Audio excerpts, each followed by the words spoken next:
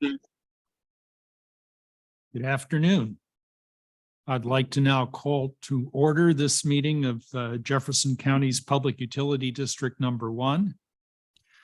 It is Tuesday, May 2nd, 2023, 3:01 in the afternoon. The first order of business is verifying that we have a quorum. I'm Kenneth Collins, Commissioner District 2 and Chair of the Board. Jeff Randall, Commissioner for District 1. Dan Tupper, Commissioner for District 3. Indeed, we have a quorum. Jefferson PUD will be offering both virtual online meetings as well as in-person meetings unless advance notice is provided.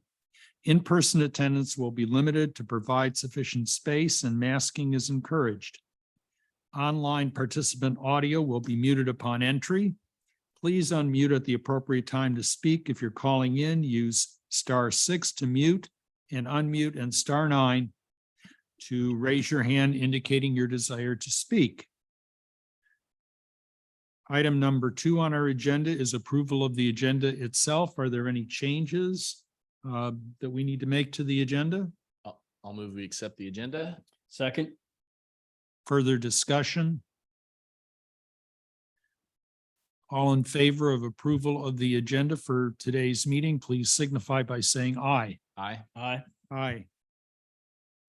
Item 3 on our agenda is an executive session per RCW 42.30.110, Section 1, subsection A, subsection I, to discuss with legal counsel representing the agency litigation or potential litigation to which the agency may likely become a party when public knowledge regarding the discussion is likely to result in an adverse legal or financial consequence to the agency. How much time should we allot for the executive session? 20 minutes.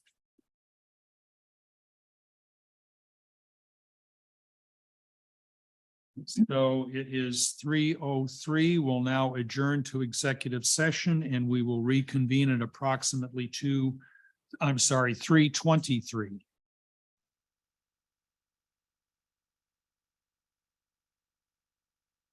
We are requiring additional time for our executive session. And we will need approximately 20 minutes. So we will reconvene to the general session at 3:45 approximately.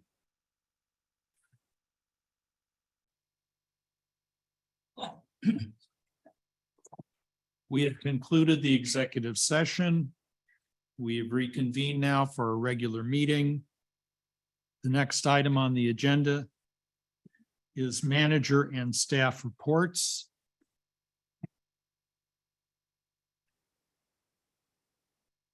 You can't hide behind your desk forever. Mr. Street. I'm going to have Gene go first as I'm still setting up, trying to get my stuff ready to go. Nice dodge. Thanks, Gene. You're a city. We have a customer who is requesting an appeal for a billing issue that they disagree with. Our policy states that the board will appoint a hearing officer and it cannot be it can't be anybody who is related to the billing department, and it must be a management level. In the past, the board has expressed a wish for that to be done through a higher level. So, but the policy still remains that it needs to be a staff member. And we have to get it scheduled prior to this coming Friday. So does staff have a recommendation for which manager this would fall to, maybe? Anybody, I think the only management level folks we have that could do it would be Kevin, Will, or Scott. And I shouldn't do it. Okay. He doesn't want to do it. No. No, he shouldn't do it. He's correct. That's called delegating authority. And It then, is. Gene, what happens after that point, after, someone is picked, they they do that, let's say the customer still is aggrieved and isn't happy with the result, what is the next step in the process? There, as far as I know, there isn't one. It would be to come to the board. Then At they that could, okay, so should we flip a coin or is one of them more available than the other or is it somebody's turn? Well, Will has the right of first refusal since he's here, right? Or is Scott on Will too? did the last one. Well, Scott's on here too. Has- I'm here. Gene? Will did the last one. So perhaps Scott should take a turn. I mean, unless Scott's like super overloaded, we don't want to pop his valve. Well, I'm good to go if you need me. Just give me a time and a date and we'll do it. We'll make it happen. Sounds like Scott's your man. Okay, Motion for that or just consensus? consensus. Okay, Scott is the hearing examiner or whatever the appropriate name is. Thank you. How large a bill is it? It's not large. They're disputing the policy. We worked within the policy. I'm not sure that there's anything we can do at this point at a staff level. But she has requested a hearing, so we will do So it. looking forward, is there a part of the policy you can point us toward? Is this water, power? Is there- It's billing adjustments for underbilling. Our policy states we go back 6 months if the customer didn't have knowledge, it's just an error. They didn't create the error. There's no malice. So we only adjust back 6 months instead of in total. And the dispute is they don't feel they should have to pay for usage that was not on their bill, but they do not deny that they used the power, but it was not on their bill. So it's how far back in arrears we can go. Okay. Yes. Okay. Thank you, Gene. Will's gonna show a real are you ready for show? Oh, you wanna do it now? Sure. Yeah. Yeah, we can do it. Let me get it set up. I'm gonna give the, So Will and his team, Jameson put together a video for our 10-year celebration. We interviewed some people.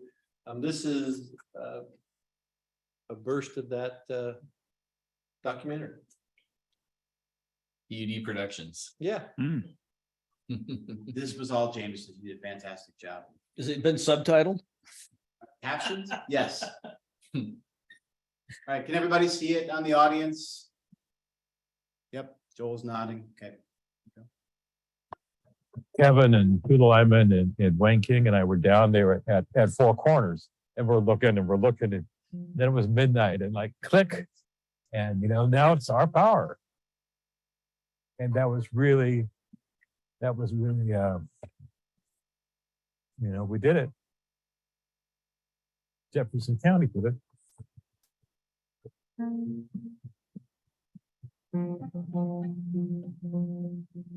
Lots and lots of changes over the period of time that I've been a commissioner. And I think before I leave office, there will be additional changes that are really huge benefit to the community and something that I think we'll look back on as a period of maturation of the PUD.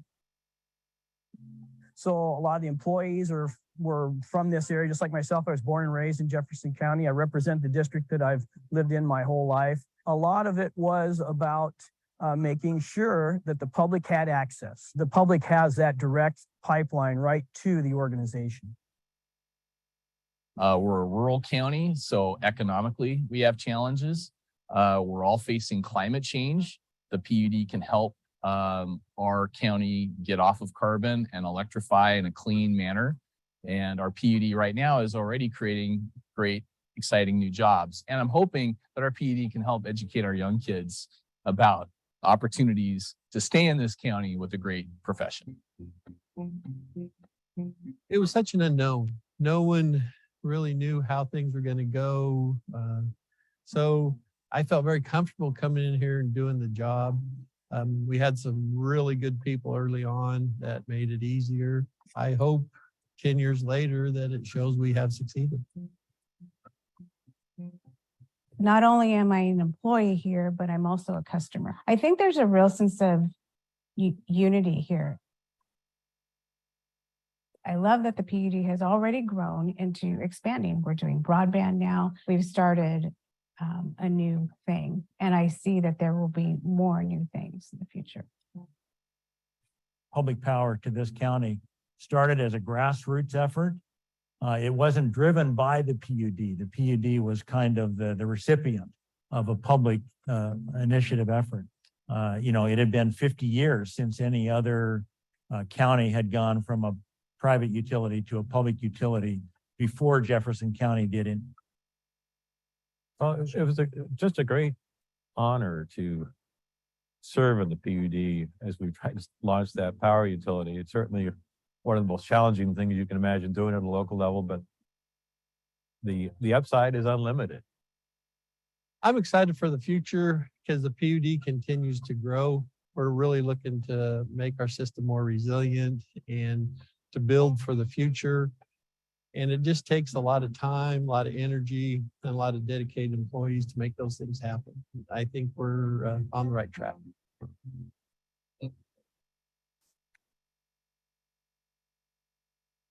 Very nice. Yeah. An installment or just gonna do one? We have a longer version coming, about 7 minutes. It's taking a little bit. It'll It'd be be a more fun- documentary style. That'd be a fun one to show at Waputa Yeah, that'd be great. Yeah. sometime. Between their breaks, they're always looking, share things from each PUD. Really nice job, you and James.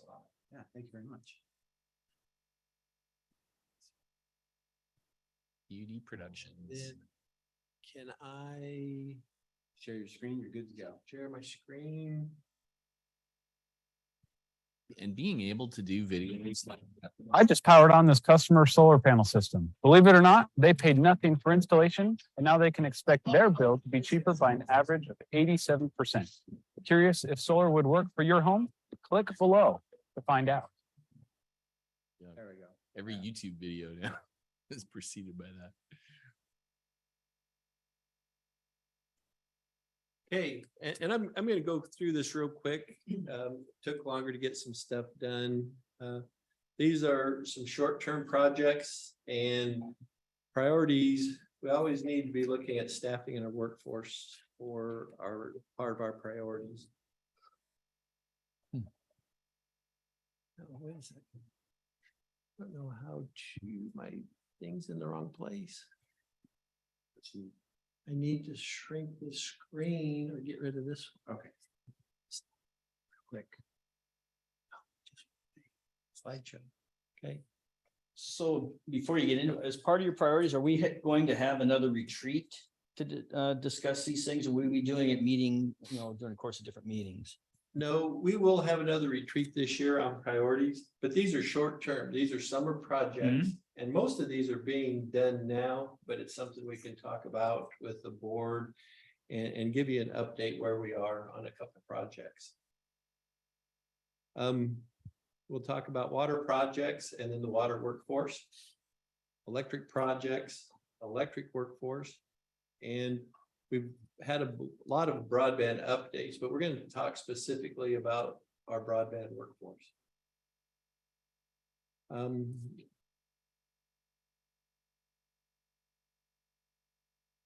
The projects, how do I go back? The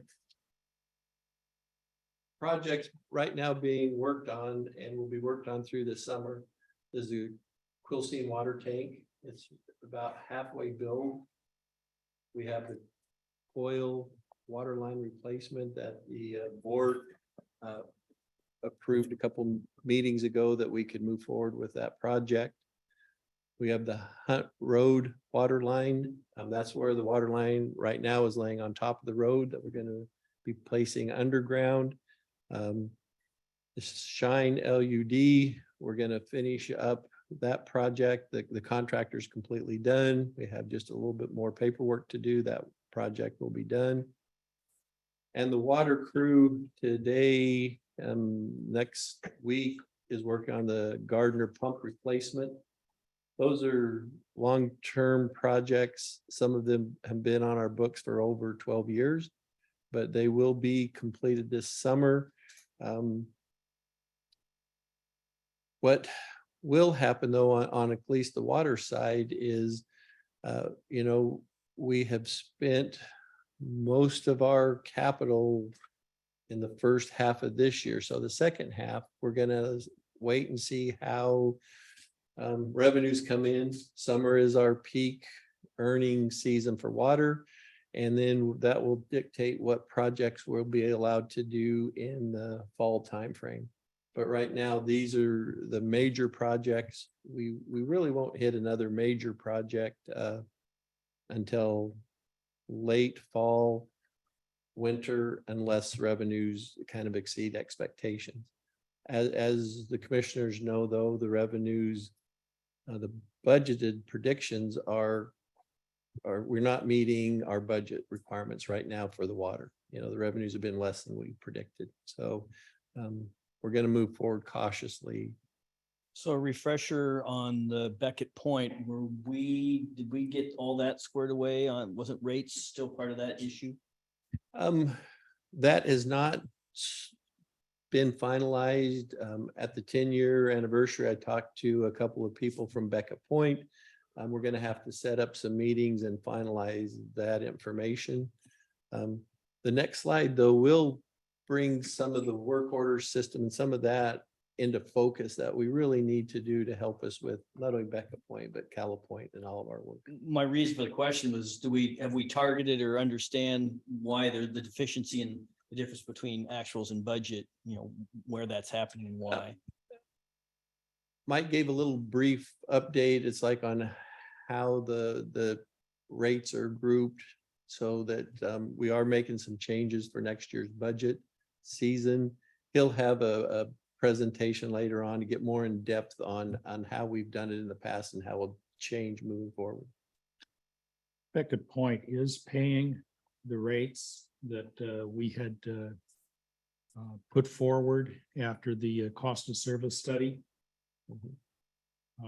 They're still investigating that and they're not 100% satisfied as to all of the costs, but they are paying for it. They are paying, and I think we're close on agreement on costs. I'm going to go to the next slide and I'll talk a little bit about that in one of the bullets. So as everyone knows, Samantha Harper was leading the water department and the engineering department. She has left. So this is how, again, short term, the water department staffing is going to look like. Scott will lead the water crews and contractors doing projects for the water company. It's what he does on the electric side.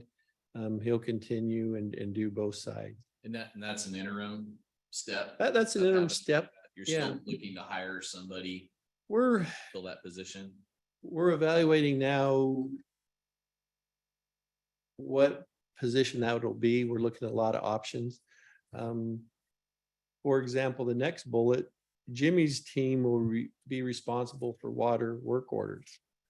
We've talked about this for many years, that it would be nice if I talked to Russ earlier today. He had done the electrical engineering for the customer out on Maristone. Well, now he's going to go out and help with the water. If we could do that at one pass, it helps the customer. That there's some synergies there. So as the electrical engineers become more familiar with water, that does change some of the scope that Sam was doing. So her job description would change a little bit. And then we have Mike Bailey. He's going to take the lead on assets, construction units, and work orders. that's one of the things on the water side that we've been working on for quite some time, but they just have to be finished up. So with that, under special items, Bill Graham will continue on with our legal and regulatory issues. We do have some consolidations, some work with the county, a lot of work for Bill to do there. HDR will continue on as our on-call engineer. If we need stamp drawings, they do them now for us. They will continue to do that work for us. Short term, we are looking to hire a new water superintendent. This would be somebody between Scott and the crews, similar to our Josh Garlock on the electric side. And then we do know we need to hire a sewer treatment plant operator. Our water people are not sewer certified. It's a different certification. So we will have to go out and hire that person. And we've talked about it in the past. When we take over the Hadlock sewer system, we will have to have that person. So Samantha was working, I assume, in conjunction with the county on the Hadlock sewer. Who's going to take over those duties of continuity between that project and what we had going on as that part of that project? So it depends on what aspect of the project. Bill Graham will step in on some of the meetings and negotiations we have. I will be part of that, as I was with Sam. On the contracting side, it is contracted through the county, but we will be involved so we understand the system and know what's being installed. That would fall under Scott. Jimmy would be involved in some of the engineering just so that his team understands what's moving forward so that they can take over. So a lot of the Scott, Jimmy, Mike will be involved in the Hadlock sewer moving forward.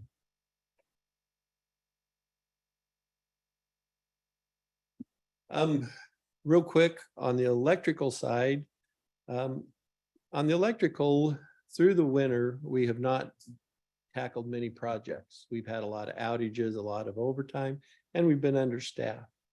Right now, though, we've staffed up and we have some projects that we're going to start. Shoal to Oak Bay, that is a double circuit that's going to come out of Chimicum substation, go through the Shoal crusher and hit Oak Bay.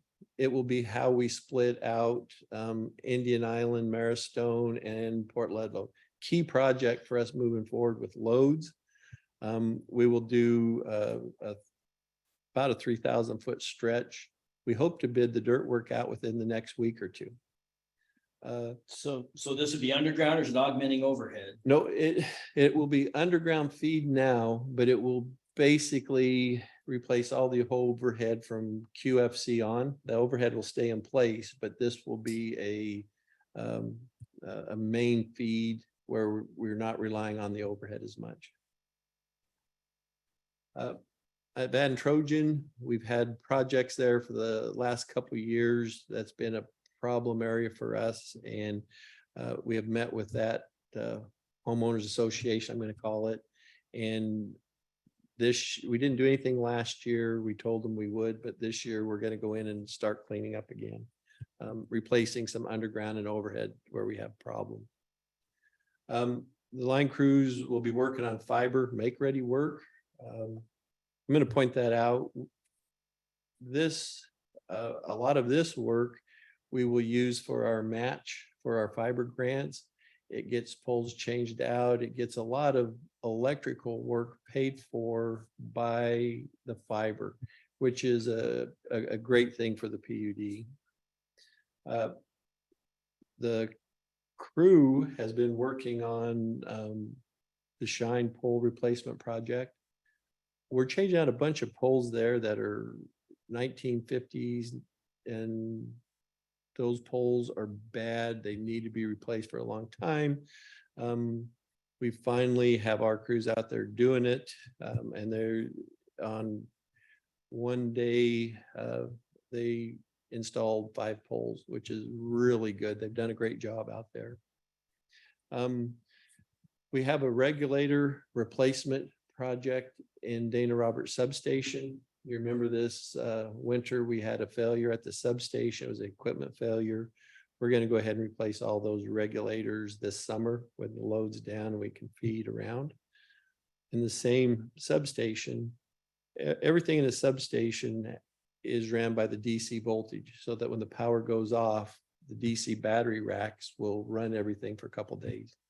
And that rack was old when we took the system over, and it's time to replace it. And then we are going to make a big push this summer on the meter replacement project.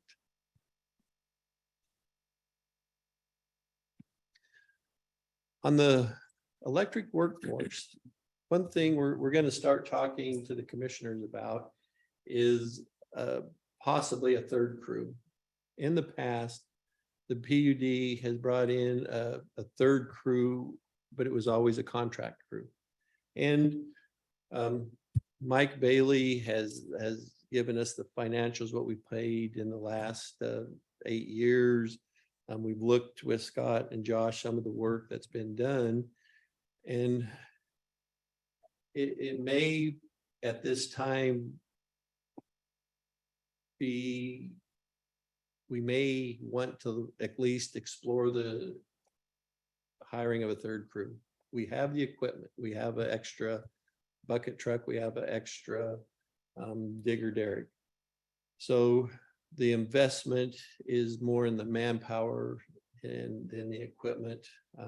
It is older equipment. You know, we don't use it very often. It's stuff we bought when we first got here, and primarily just use it if something's broken down. But there are some synergies.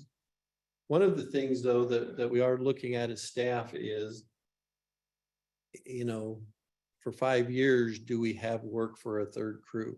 Because when you hire a contractor, you're out of work, you send them home. And we have sent Palouse home. We don't have him here right now. It's not necessarily that we don't have the work, but it's a cost-saving measure for us.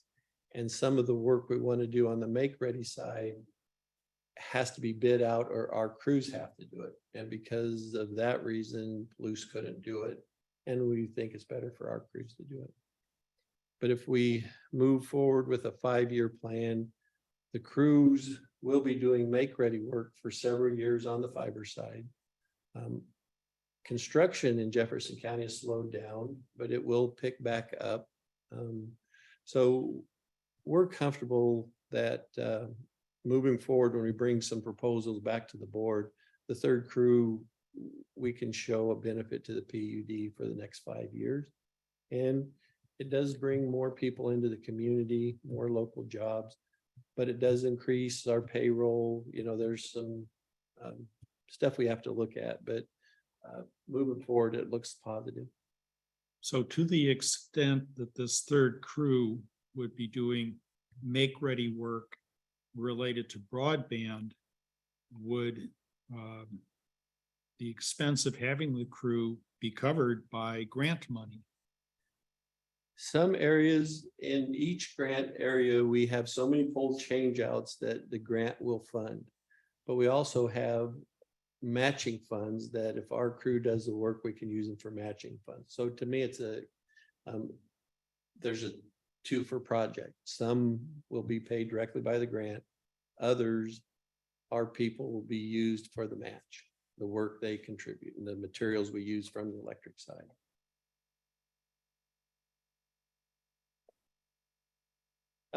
Real quick here on the broadband workforce, we have to hire some network technicians. We've been negotiating with the IBW. These will be IBW represented employees. We believe we will hire 3 technicians through the summer. One, we're hoping to hire a very knowledgeable person to come in at the very start and get some stuff done. Will would have liked that person last month, but Last year. by June, we hope to be actively involved in the hiring of that person. And that's it. Any question? I went through that quick, just showing you where we are today. How about the assistant manager position? Is that one where are we at in that process? So, and I'll start. We sent it out internal and we gave a 3-week time frame. I believe we're going to have several internal candidates. We have put together a team that's going to do the interviews. Commissioner Collins is going to represent the commissioners. Don McDaniel is going to be on the team representing both staff and the commissioners. And then Joel Paisner will also be on the team. Again, representing everyone, not just the commissioners or staff. And then Melanie will run the whole show and she will be part of the team. We hope to do, and Melanie, do you want to jump in and say when we're supposed to interview or start interviewing, that kind of stuff? Yeah, so we are going to do a first review of the applicants on May 10th. And then we would look at scheduling interviews shortly after that. So I would say that following week, the week of the 15th through the 19th. And will that solely be internal candidates or is that internal plus outside candidates? It'll be internal and external candidates. We will interview the internal candidates first is kind of what we're talking about. And after we do the internal candidates, then we'll move to the external candidates. Okay. So how will the process work with Commissioner Collins representing the board? How will the three of us communicate in the open, which is the only way we can communicate on what it is that we want to go into the decision-making process? I don't know if it's qualifications or what that would be, but how is that process going to work? I think this is the question of who hires. I mean, this is your hire. It's not This, our hire. this technically is my hire.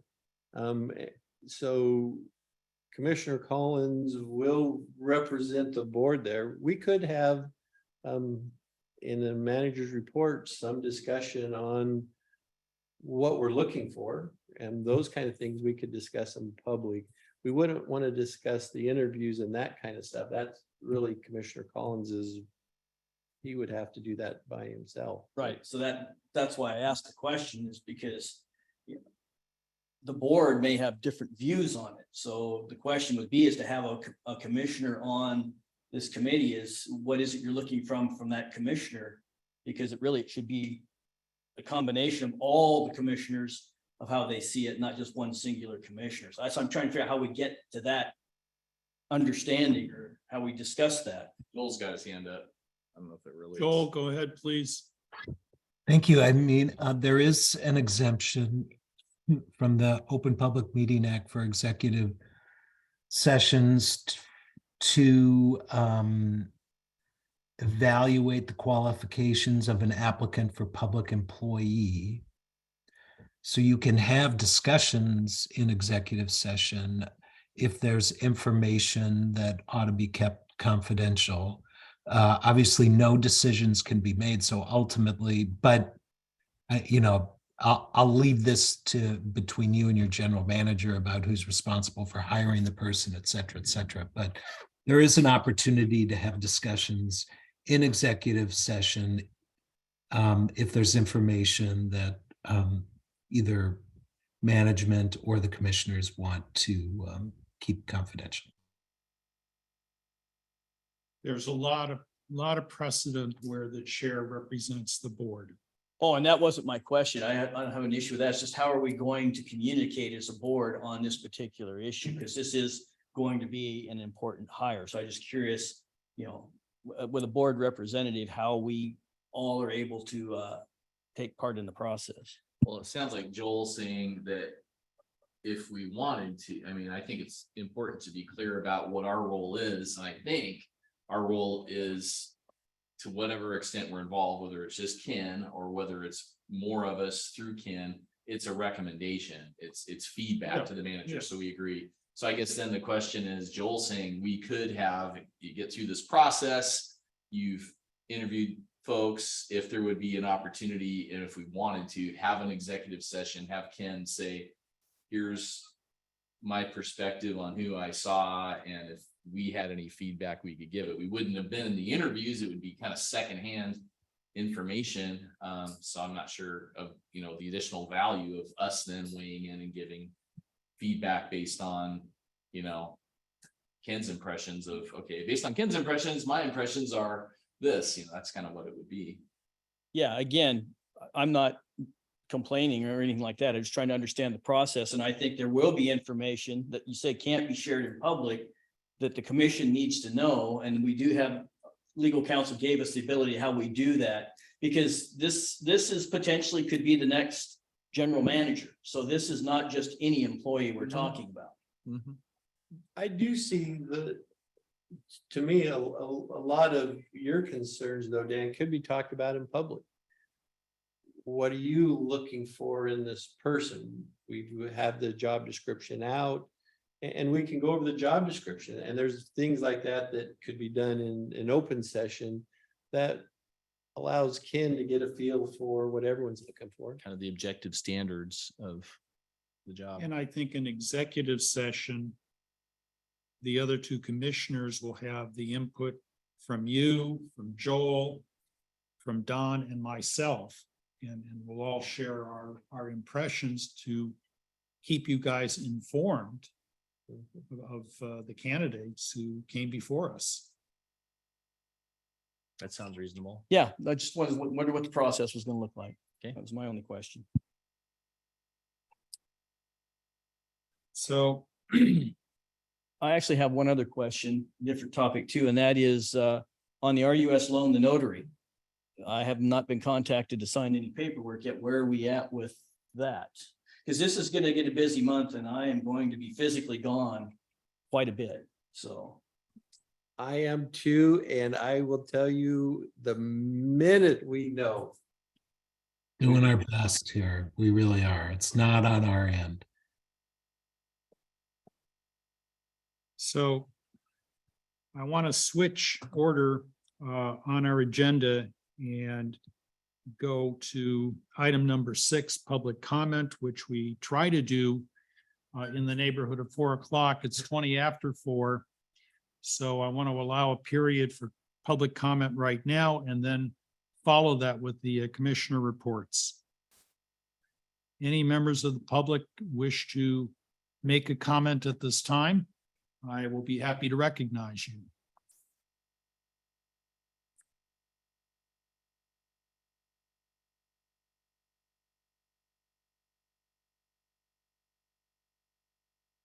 Ned Henke, please go ahead.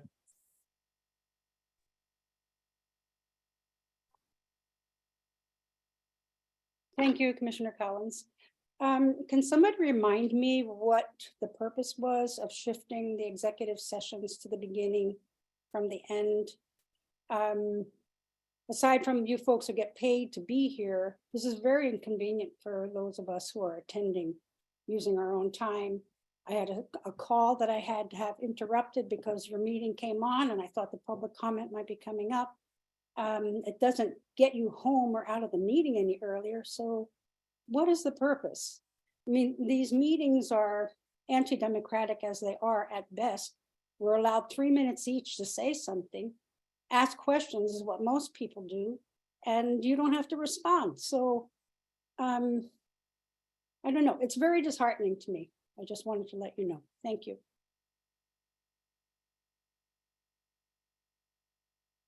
Thank you for your comment.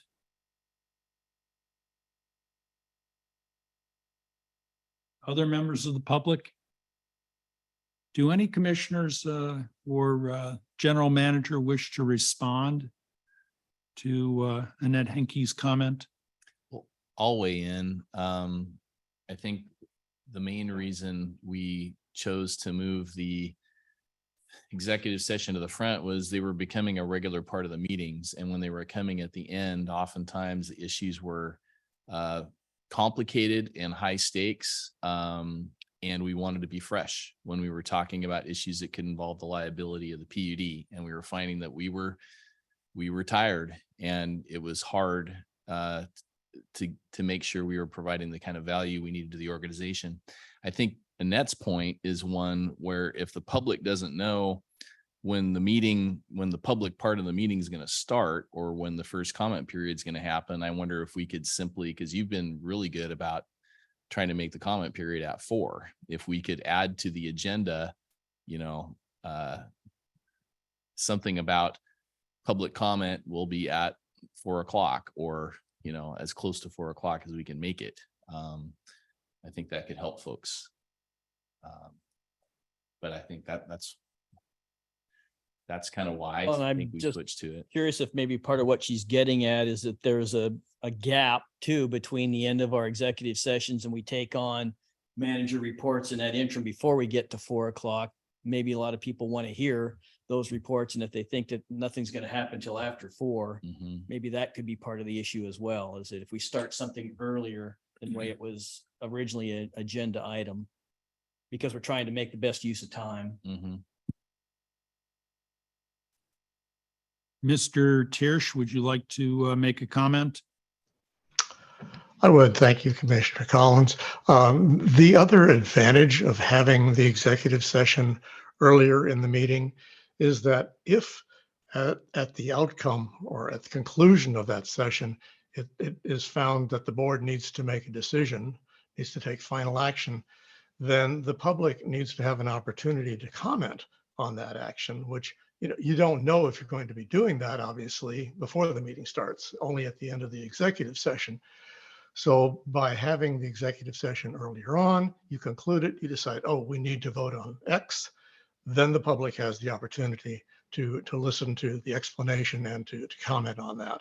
So I do agree that it's useful and actually very important to set an expectation for what time approximately the public comment period in general is to start. So thanks. Well, I would have no problem reworking our agenda so that public comment precedes executive session, and we could do that very consistently. And that might, I think, address the issue as best we can. Another option, I'll just throw it out there. Sometimes the executive sessions are short, but oftentimes it's almost regular where we're getting done about 4. And, one option could be that we could just say the regular meeting starts at 4 and we don't, if we get done with executive session early, we just take a break and we don't begin the regular meeting till 4. So people would get used to our meetings basically starting at 4. And if we ran over, we could come out and say the start of the meeting is going to be delayed because we're having a longer executive session than normal. And, it probably would just be a few minutes that somebody would be waiting. So I think that's another option we could look at. I think embedded in that is a Joel question as to if it's 2 separate meetings or exactly. Yeah, or that we take that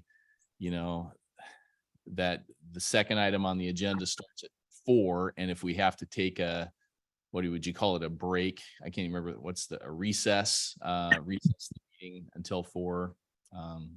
Thoughts, Joel? Yeah, I mean, you can do all of that. There's nothing that prevents you from having so you would start the regular meeting at 3 o'clock with an executive session as the commission has been doing, but there's nothing preventing you from saying at 4 o'clock at every regular meeting, we're going to take public comment, or 4:30, or, have a particular time set so that the people wanting to attend can know exactly when that is. And there's not, we just need to set it up in the agenda properly and state it in the agenda. The only, what we have is we have an obligation to publish our agenda 24 hours in advance. And generally, unless it's an emergency, we can't really add anything to the agenda within 24 hours. But Other than that, you have a lot of flexibility about how you set your meetings up, and the law is designed that way. But Joel, in this case, could we make basically, because everything else is approval of the agenda and calling the meeting to order, blah, blah, blah. Could we do all of that stuff at 3 and then at 4, at item number 4, which is the way the agenda is currently organized, manager and staff reports, basically say this part starts at 4 o'clock. And until, and between 3 and 4 is an executive session. If you're done with the executive session 15 minutes early, you take a break. We would just come out and announce that we're going to take a recess until 4. Absolutely. And the only thing I'd recommend is that we make that clear in our posted agendas. Right. Right. Okay. Well, we have all those options. So my preference would be to precede the executive session with public comment and do that consistently. I think that there are other boards that follow that precedent, and that way people aren't waiting, depending on how long we need for executive session in order to make their comments, because clearly some executive sessions tend to be short, and we can spend an hour in executive session depending on how complicated the issues are. So I'd like to have consistency for the public, and they know what to expect meeting after meeting.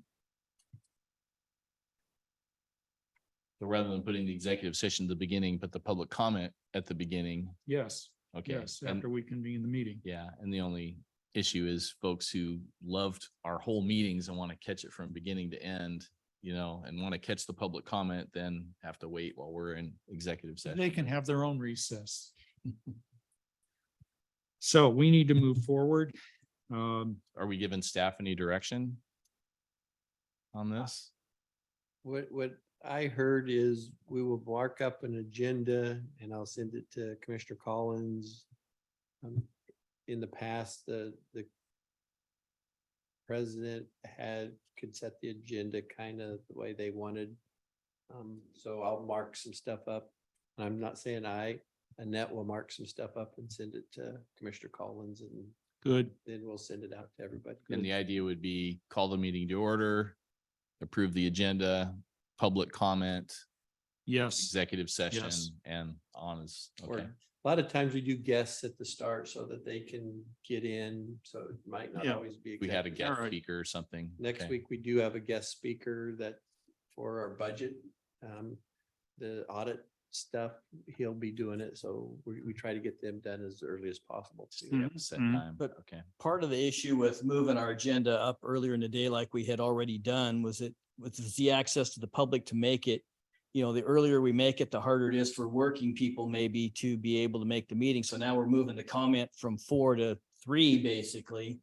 That may not solve, the issue that was brought up here. So I don't know how that's going to affect our overall agenda of getting things in as to when the executive session really should or should not fall. If we're going to go to because again, we may not have any public comment, and then we go right to executive session anyways, or so I don't know. I don't know if that solves the problem or not by moving the comment period up earlier. That may create just as many problems as the one we might be trying to solve. So it's a work in progress. That said, I'd like to move on to item 5 on our agenda, Commissioner reports. Commissioner Randall, do you want to lead off? Sure. Let me get the right document in front of me. So since our last meeting, I returned from Washington DC, where I was at the National Rural Electric Cooperative Association Conference, and I gave you folks some feedback on that at that time. When I was at that meeting, I participated in a PUD meeting, so I won't go over that again. On the 20th, had a call with Crystal Ball, who's the executive director of PNUC, which stands for the Pacific Northwest Utilities Conference Committee. And the purpose of the meeting was to find out a little bit more about what PNUC does. And if I could kind of audit some of their meetings and learn a little bit more about them, and then come back to the PUD and express if I saw value in us possibly joining PNUC. And it was a really nice conversation. And I learned that PNUC was started about 70 years ago.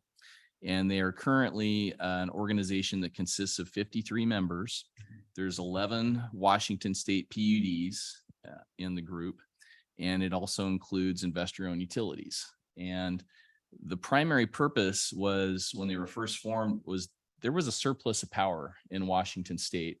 And the different utilities felt like they needed to do as much as they could to coordinate what they were doing so that we had, you know, a market that was as logical as possible. So they started preparing what they call the Northwest Regional Forecast. And it's different from what the, what's the other one called, that does the planning for BPA, Conservation. the Conservation Council. They share the same geographic area. So PNUC covers the same area that the Pacific Northwest Conservation Council does their planning. Their planning, the council's planning is for 20 years. And they're forecasting both power and loads. PNUC is only forecasting, well, they're forecasting loads and resources, but they're doing it on an annual basis. And every year they reach out to all the PNUC members, as well as every BPA customer that will offer the information. And they get, what are your actual loads and what are your actual resources? So they're doing a from the ground up forecast. It looks out 10 years ahead. And they feel like it's different than the data that BPA and the council generates. And they think it's really important. Let's see. It was interesting. I'll just move on from there. Found out that it would cost us about $3,000 if we want to join. But I'm going to go to the next few, and I think I'll be able to go to a live one in September, and I'll just keep you posted on what I learned. Was the person you spoke with really named Crystal Ball? To be with BPA. She was with BPA, and they have Crystal Ball, and she has, I think it's just a really small organization. It would be having ideal name for somebody doing forecasting. energy forecasting. I'm sure she's never heard that one before. And that they have a fairly small staff of 2 people, and the other person is basically a forecast specialist too. So very informative, and I look forward to learning more about that, and I'll bring that information back. I'll be part of I participated in the special meeting that we had on the 25th. On the 26th and 27th, traveled to the Tri-Cities for an Energy Northwest board meeting. And they had, there it is, I got it written down right there, Northwest Power and Conservation Council. We had Jennifer Light from the Northwest Power and Conservation Council provide us a presentation. And it was interesting. She talked about, they do these 20-year forecasts, and she says right now, and the last forecast they have is from 2021, and they're looking at that now. And she said, right now we have load uncertainty, we have policy uncertainty, and we have supply uncertainty. And she anticipates the next plan that they do will look really different from the last one. She said that the cost of renewables have come down significantly, that solar plus storage is at about 6 cents a kilowatt hour. And that's less than the price of conservation. And that over the years, the Conservation Council has to prioritize conservation, and that it's gotten more expensive to do conservation because the easy conservation has been done. She said that market prices are volatile. Sometimes they're negative, which is kind of crazy, paying to take power, and that renewables can be built quickly. So we'll probably see renewables with storage assume a greater role in their future plans. She said we need to keep some fossil fuels and thermal resources online as to maintain grid stability. And then the question was asked, what about small modular nuclear reactors? And she said they are not yet reliable or commercially available, and they're not in the plan. And but I think they had something in there. It might be around 10 cents a kilowatt hour as power from small modular nukes, but they don't have them built into the plan as yet. Let's see. Moving on down. Yeah, so those are all aspects of the resource adequacy of the RAP, the Western Resource Adequacy Program. And I know PPC follows that really close, and, BPA is doing a lot of talk with some of the markets about that, so. And she did say that what they're doing now is they go into an adequacy assessment. So they're now implementing the 2021 power plan. They're looking to check that plan to determine what changes have happened in the region since the plan was adopted. Historically, they would look at the risk of a low water year, low snowpack in the mountains, and a high load year. But they're really concerned about how future loads are going to be developed and to what extent new energy resources come online. So I think they feel like we're just going into this really much more uncertainty than we have in the past. I asked the question of, because they cover Washington, Oregon, Montana, and Idaho, and a little bit of Nevada and Northern California, how different state policies regarding the energy mix that each state is trying to encourage, how that affects their planning. Because Idaho and Montana's, they're basically saying we want fossil fuels right now, and our, Washington, Oregon are saying we want to be carbon free. And she said, well, all the parties agree that we need to have an adequate system. So all the state representatives agree to the same thing, but different states have different visions on how we get there. So she, Transmission is going to still be the number one issue. And then when it comes to the renewables, it's where do you site them? Where you get the transmission to them? Does it all make sense? Does it work? Which out? brings me to the next speaker, who was Jeff Cook, who is BPA, their transmission, representing their transmission side. And it was wild to hear him talk, because he talked about this system that for him made total sense. And when I got to the end of the line, I was just like, this is scary. But anyway, he said there's more interest in offshore offshore wind. There's more interest in solar happening. So they keep looking at these different projects. He said 80 to 85% of the projects that come to BPA requesting transmission and assessment of what would it cost us for transmission, 80, 85% of them disappear. Part of it is it takes them so long to give them an answer.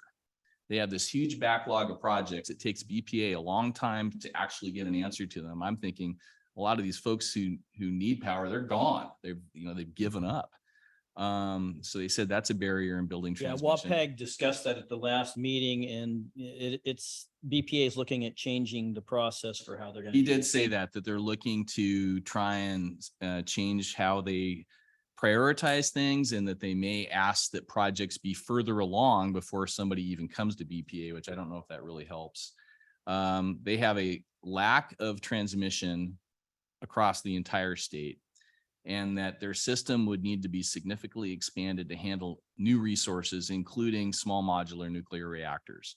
So I remember the comment was made at one of the Energy Northwest meetings, the fertilizer company, Agro something, wanted to do a green fertilizer plant. And they said, nobody told us that BPA doesn't have any power to sell. I think the note I came away from is BPA also doesn't have any transmission. They don't have any capacity on anything. And they don't really seem to get that it's a problem. And I don't think that BPA is going to solve the problem. So my thinking is that PNUC might be helpful to hear what the investor-owned utilities are doing, because they cover everybody and other folks who own their own transmission. Bob Schutz gave a report for in his CEO report. He indicated that Energy Northwest will not be. Staff is recommending that Energy Northwest not participate in the NOAA net pension relief efforts. And they were hit with a request for $750,000.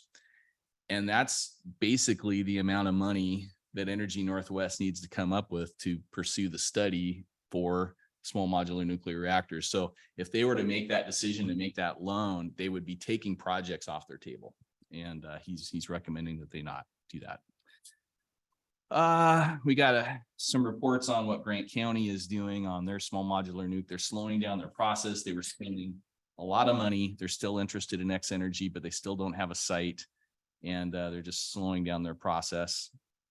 Greg Cullen indicated that they have a plan to basically be the next.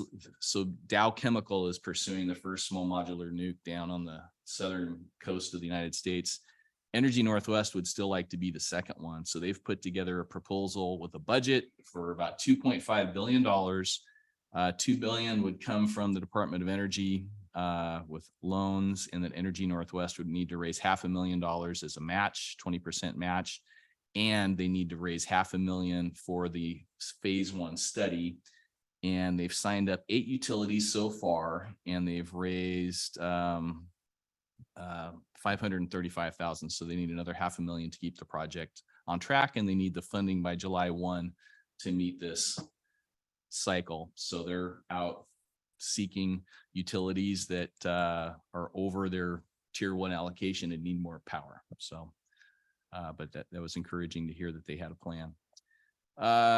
Then they had Jim Smith from Klickitat PUD and Rick Dunn, the GM from Benton PUD, basically make a pitch to us why they thought it made sense for utilities to step up and help Energy Northwest fund this SMR study.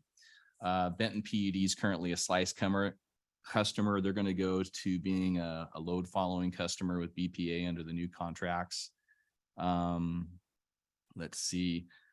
Bottom line, this is what one of the guys says: Energy Northwest needs more utilities to step up to help fund the study to keep us in line with the region for an SMR. BPA doesn't think they need more power before 2033. And an SMR has a longer lead time. So they were just kind of pointing out that BPA doesn't think they need more power. And we have all these other folks who are saying we need more power, and where's it going to come from? So that is the main Energy Northwest report. They did note, and this is, get out your calendars, the next Energy Northwest meetings are going to be in Portland, and it's going to be on June 21st and 22nd, which conflicts with the National APPA conference, which is in Seattle.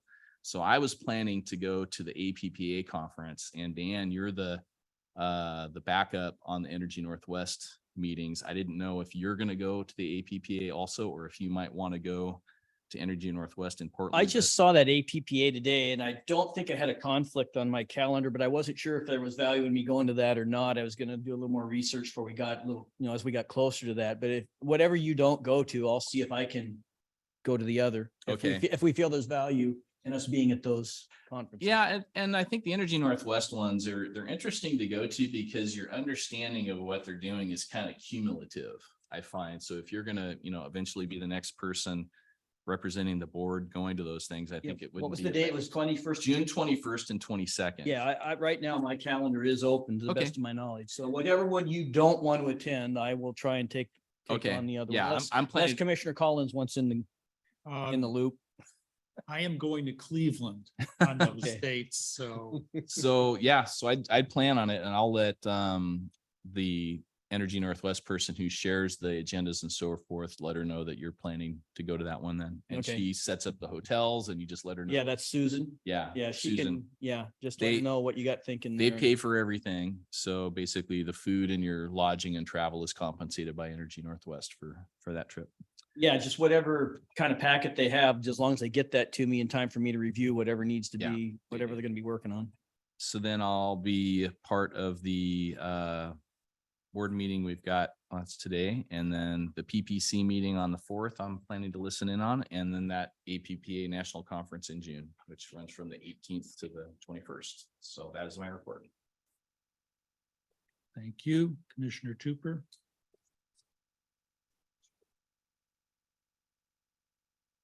Let me ask real quick, Kevin, do you know if anybody from staff is going to go to the APPA conference, or? I don't haven't know. decided yet? I will check. I think the early there's- registration is like through the 18th of May or something. I'll make sure, because there's been some interest in some staff going to the APA stuff, so Okay. I'll find out. All right. All right, so I attended the contractor lunch on April 19th in this room here. Thanks to Scott Bancroft and staff for for meeting with the contractors. Great feedback, I think, from all, and to thank them for all the work that they do for us. I wasn't there for the entire duration, but I did talk to about 5 out of 8 contractors that were there. And other than one question about, are we looking at changing any policies, a generic question, I didn't hear any, and that wasn't a negative comment, it was just a question that I'd heard. I got all good feedback from the contractors that were there saying, thanks for having work for us to do. So To Kevin's thing, I think things are slowing down, and so everyone's giving us a little bit closer look maybe than they had been in the near past here. I listened to the Waputa Legislative Update on April 28th. I listened in on the JBAT meeting on April 21st. Met with the GM Street on April 24th. I attended our BOC special meeting on April 25th. I listened to the WAPAG meeting on April 27th. And that was what I talked about a little bit earlier.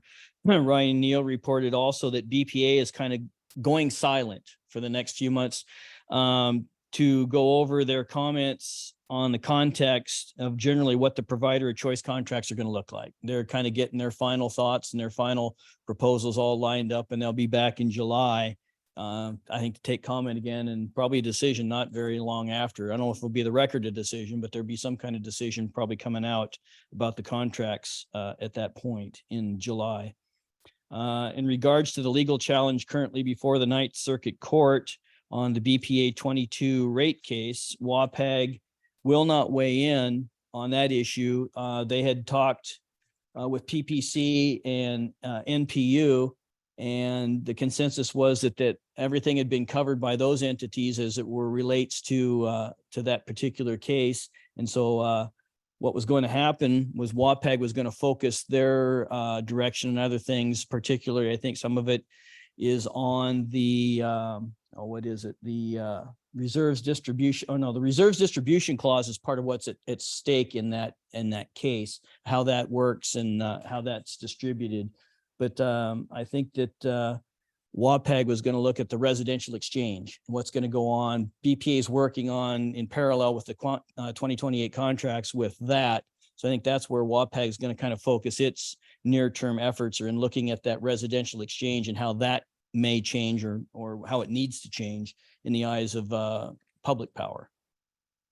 And again, I just talked about that. BPA has completed some evaluations on the residential exchange program using several, I mean, it was in the 10s or 20s of different scenarios of how that program could be made more equitable to public power. So that's what WAPAG's kind of focusing on, is what BPA is doing there in the near term. I will attend PPC via Zoom on May 3rd and 4th. I will attend the EDC meeting on the 4th of May. I meet with Kevin Street on the 5th. I will attend the Jefferson Fire Chiefs meeting on May 8th. I will attend the Waputa Telecom Workshop and NOAANET meeting as well on the 10th and 11th in Spokane. And I'll be in Anchorage for the NWPPA annual meeting on May 15th to 18th. So I will miss, I think I said this last meeting, I'll probably be on the airplane coming home when the ICG meeting takes place on the 18th. As it looks now, flights can change, so who knows? If I'm stuck in the Anchorage airport, I might dial in. We'll have to see how that all works out. And I will attend our regular BOC meeting via Zoom on May 16th, because I will be out of town on May 16th. And that concludes my report. Thank you. On the 21st, I attended the JBAT meeting, and JBAT is working closely with the PUD.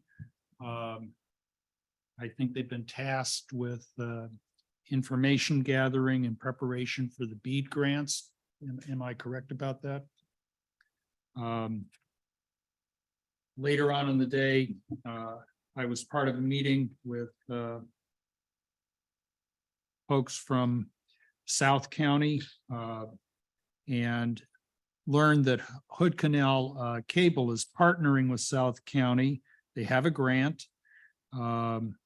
Unfortunately, CenturyLink has been able to carve out downtown Brennan, so that won't be included. And pretty substantial building right there in the middle of Yeah, downtown Brennan, so yeah, it's not yeah. surprising. so they're looking to, there's a need to replace some of the poles in preparation for broadband. And that's going to be a bit problematic because that's going to be the responsibility of Mason One, and they're not exactly awash in funds. So remains to be seen. Possibly a Public Works Board loan will help them out. Met with the general manager on the 24th, attended the special board meeting on the 25th, on the 26th. Another special meeting of the executive board for perms. As I mentioned earlier, the owner of Pacific Underwriters is looking to sell that function to a very large company called Brown and Brown. And a lot of the discussion had to do with the process of due diligence. How can the PUDs who are members of PERMs be sure that this is a good move to make? And there will be an interview with the key person from Brown and Brown. There's a contractor who has been hired to do customer interviews with various organizations that are clients of Brown and Brown. And there's a lot that has to happen to understand how things are going to fit together. We've been told that it should be totally transparent to the PUD members, that we should not notice any particular difference because the same personnel will be involved, the same management will be involved for the next couple of years. But I think this is going to nonetheless create some anxiety among the PUD members in that there are uncertainties. There are some off-ramps, fortunately, that would allow us to have our insurance needs continue to be met for an 18-month period. If we're unhappy and we want to go to another third-party administrator. What would that look like even if we were going to do that? I mean, what kind of a transition would it take to go to a third party if we were to get away from PERMs, if I heard you right there? Yeah, so if that were to happen, you have to think of this in terms of layers. PERMs is one layer, and then Pacific Underwriters is another layer, and then there are, of course, reinsurance companies that provide the additional coverage. So PERMs remains the same. The third-party administrator, though, if the decision is made to not utilize Brown and Brown, that would be a competitive process. That would be a matter of requesting proposals and evaluating each prospective TPA. Thank you. Yeah, I really wasn't that sure how PERMs works exactly. Well, I've been on the board for several years and I'm not sure.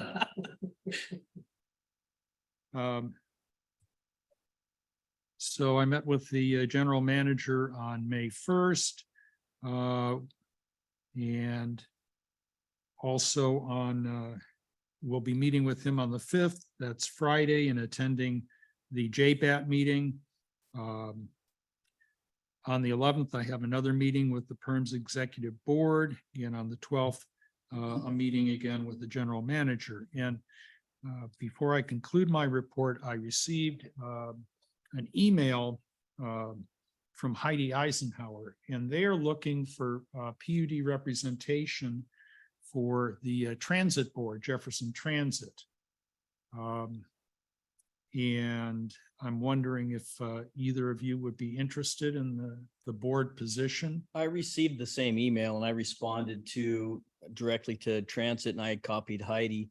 And the problem was, their meeting is the third Tuesday from 1 to 3. So if we're on that board, we'd have to leave their meeting a little early to be here. You know, I don't know how much transition time that would take. I told her probably half an hour to be safe, getting out of one meeting to the next, that would be a little bit of an issue. Here's what I told them, long story short. I wasn't going to submit an application, but if they can't find any applicants, I would be willing under those circumstances, to do that. So that was the message I put forward. I got the same letter, yeah. I'm mulling it over too. I didn't realize. I thought I was the only Meeting one. times, yes.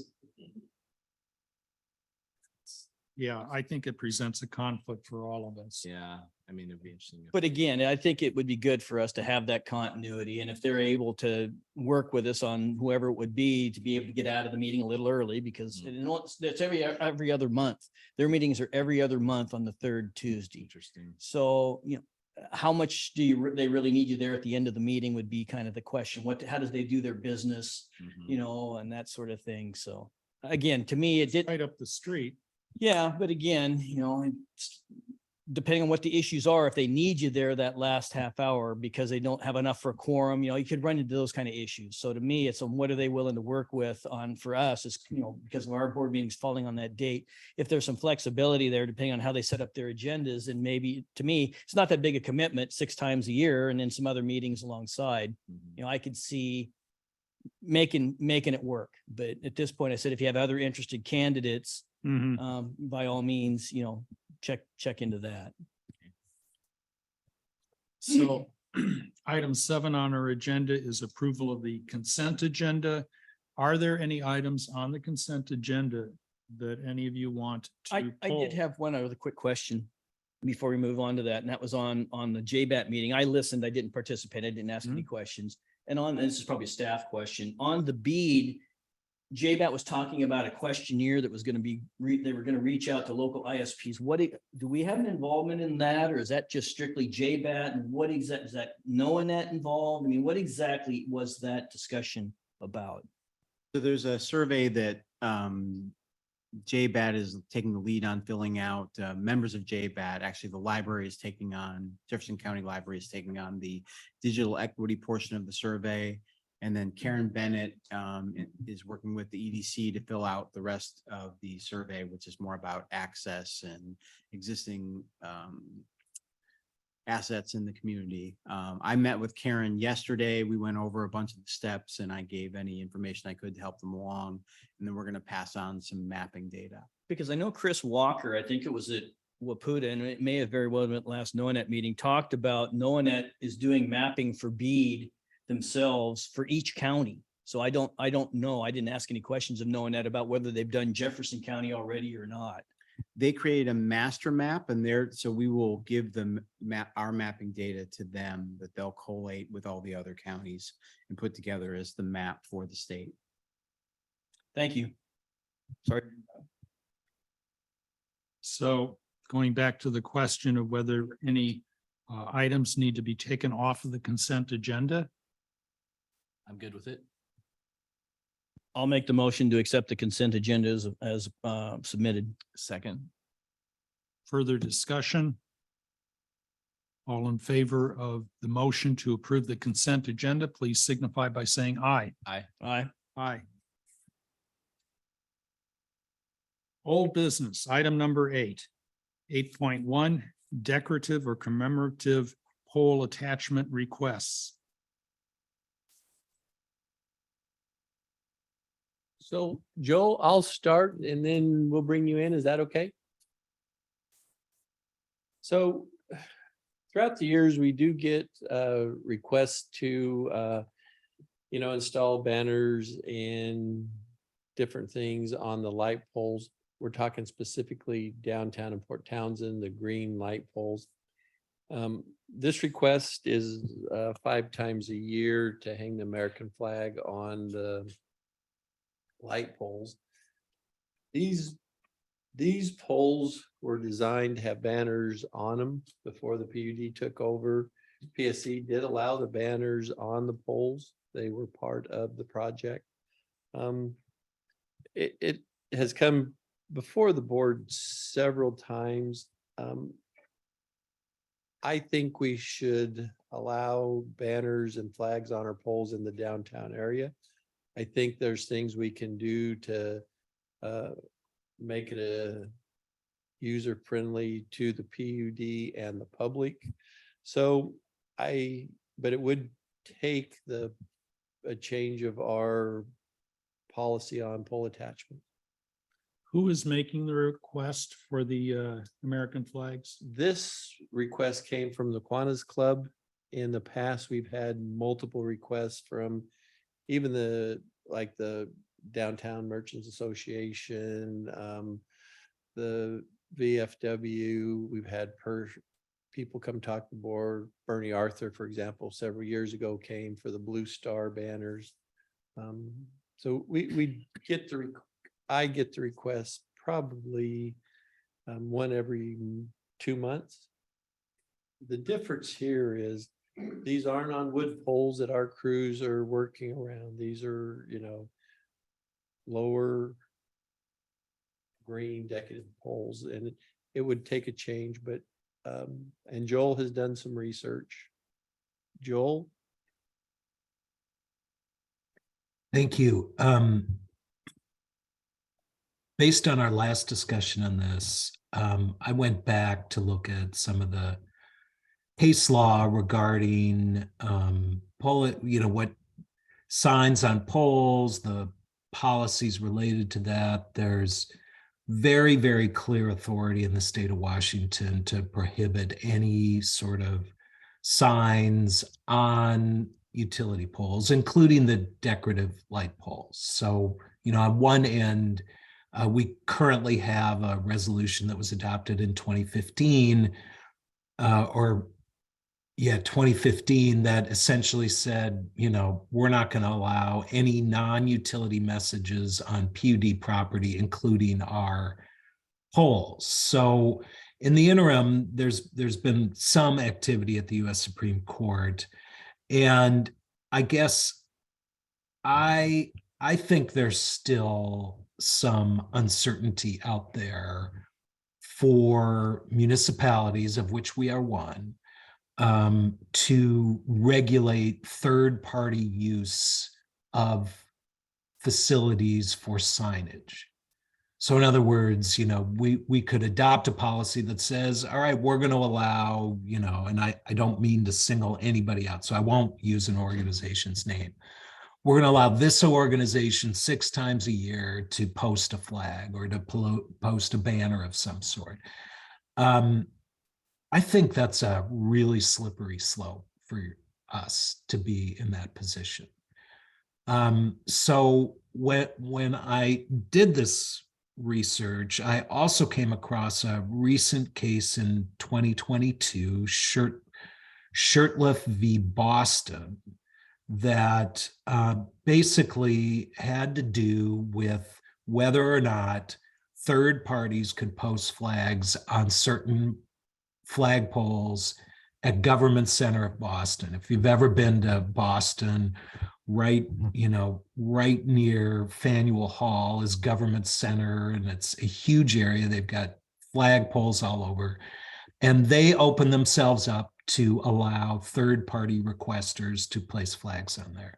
The long and the short of it is that case upheld something called government speech. And I think that if the PUD wanted to, the safest way to do this is to simply adopt a policy that says that certain times a year at these decorative light stations, which are not regular utility poles, they're actually designed to have a light on them.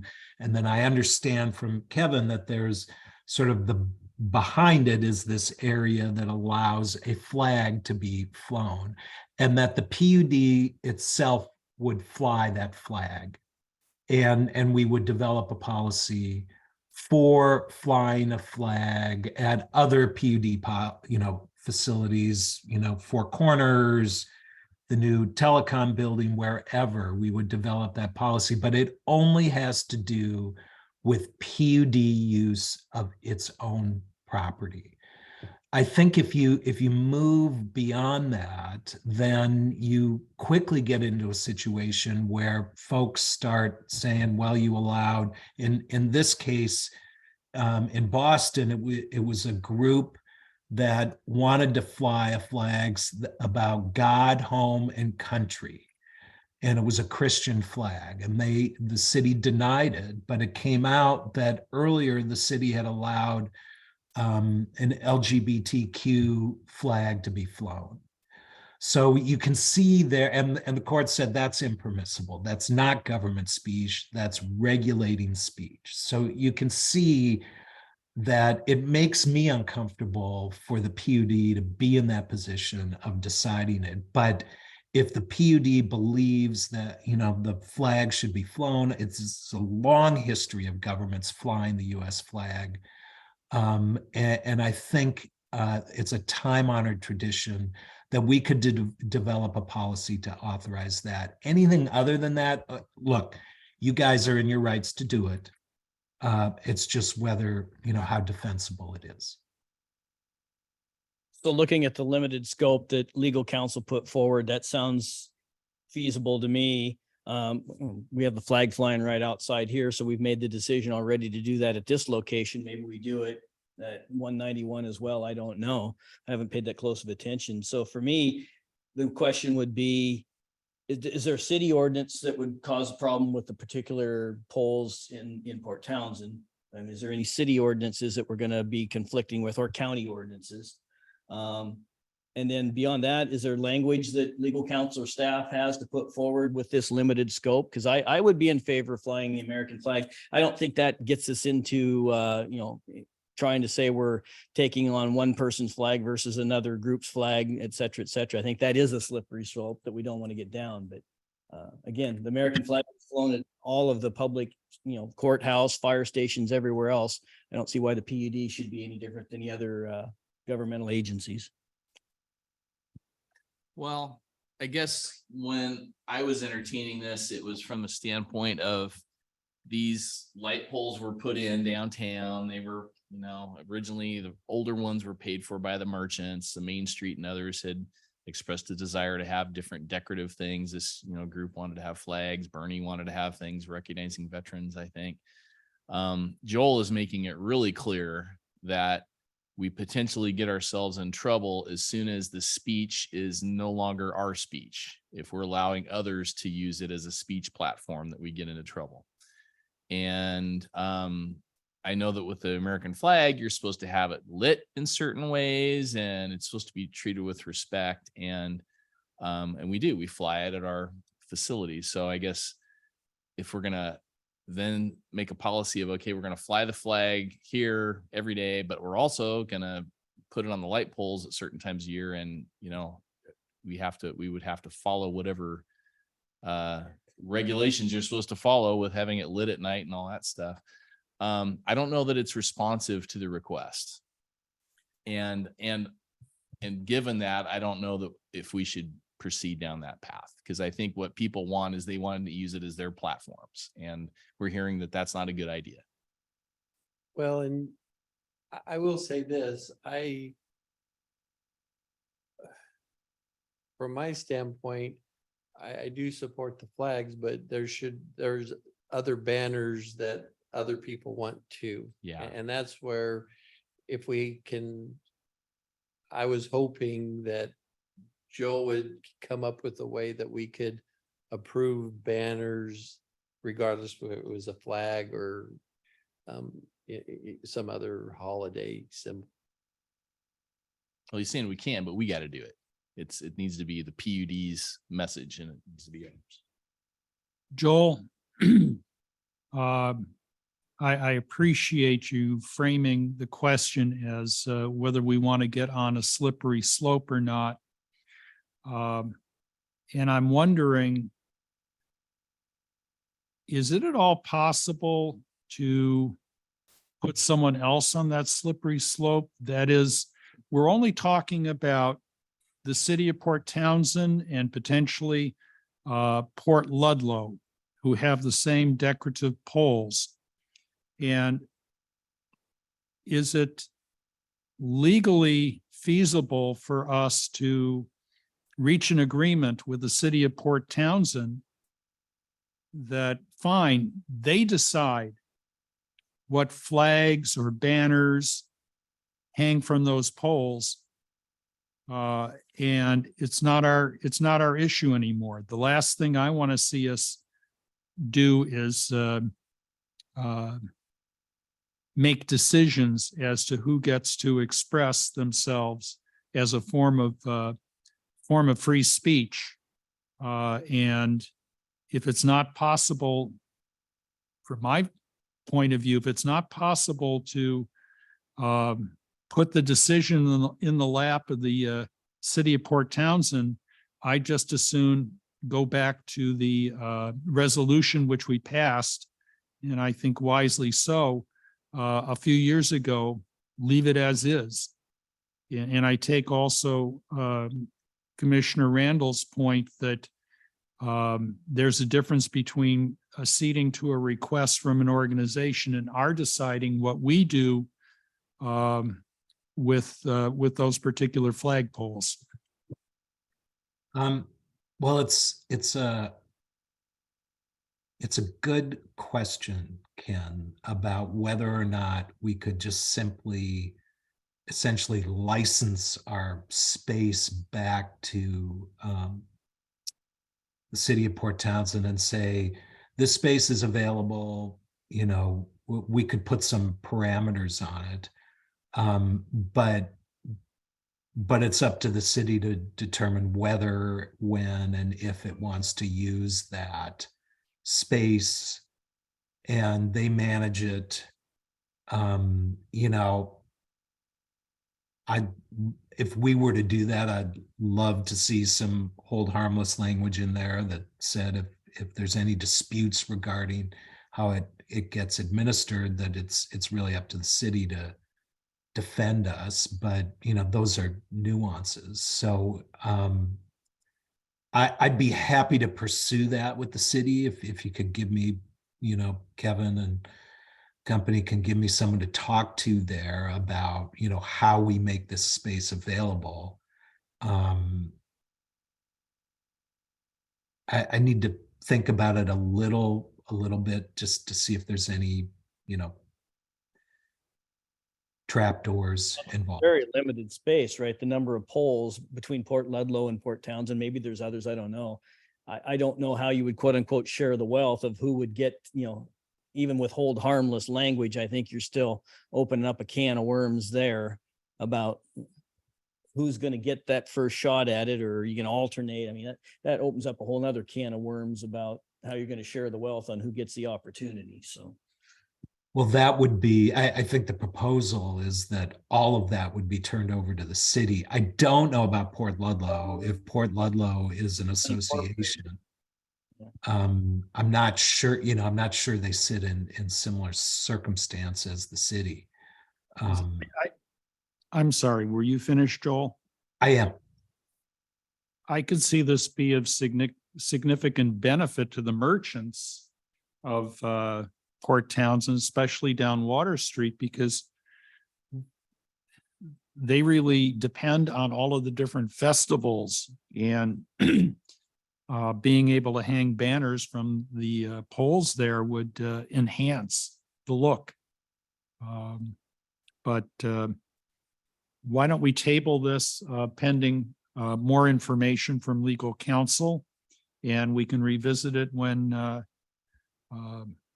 Mr. Paisner is ready to give us additional information.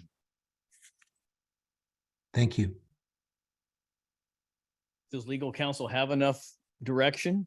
I mean, are you going to come up with multiple options, or what's the thinking here? Well, I'll just tell you what I think I hear the commissioners asking, which is there an opportunity for the PUD to enter into some agreement of some type with City of Port Townsend, possibly Port Ludlow, to allow them to take on the obligation of hanging banners on decorative light posts in those two areas.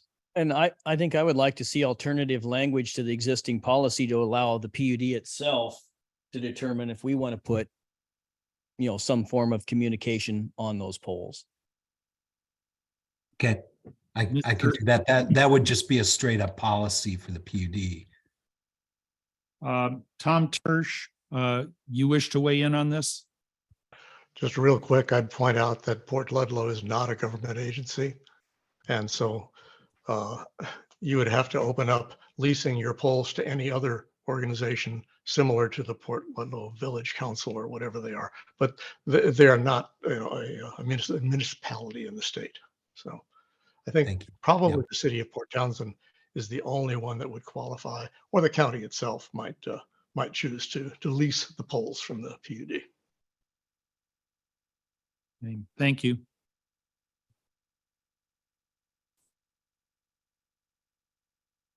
And with that discussion, there being no new business, we reach item 10, which is adjournment. So thank you for your participation. Have a good evening. See you next time. Thanks, everybody. Thanks, commissioners. Appreciate it. Thank you. Good to see you. At least one live body in here besides us.